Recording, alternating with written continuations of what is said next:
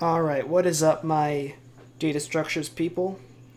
I'm having deja vu because this is the second time I'm recording this because I did not have my microphone on the first time. But it means you're going to get a more polished version, so let's get to it. This is a coefficient of restitution. It's essentially how much kinetic energy is lost by two objects hitting each other. So if you have a coefficient of 1, the energy stays the same, perfectly elastic. If it's between 0 and 1, then it's inelastic. Some kinetic energy is dissipated, but not all of it, unless it's 0.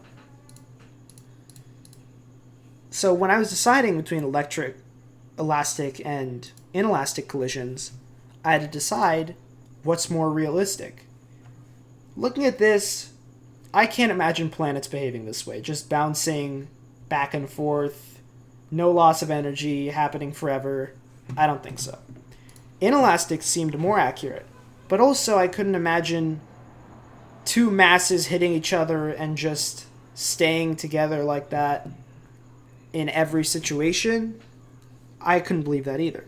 So I had to check actual collisions, and that means having a coefficient of restitution. If you're looking at rocky bodies, the majority of their mass is inside their cores. And for Earth, that core is iron. Iron has a COR of 0.3 to 0.6. I went for 0.5 because, we have other rocks there as well. And I thought that'd be pretty accurate. So 0.5 with iron, and I plugged every body into this equation. But you can't just plug that in and have them bounce and stick together. That's not accurate.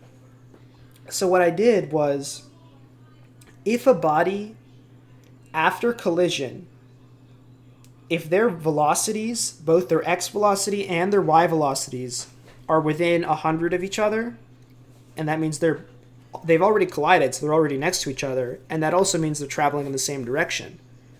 So if they're within 100 of each other, I went and deleted the smaller body and added the mass to the larger body. That way you simplify the number of calculations, and it just makes sense. They're no longer acting as two bodies, they're acting as one body, as you see there. So let's see an example of this.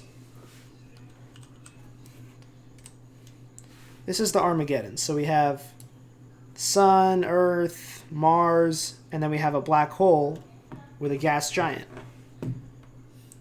Gas giant's coming in. You see, the asteroid bounced off. That was an elastic, but Earth and Jupiter combined.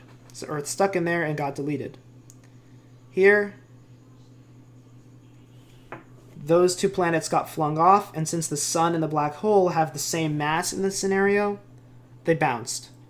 In real life, this wouldn't happen because the sun is gas and black hole is empty space, I guess, and they don't have coefficients of restitution.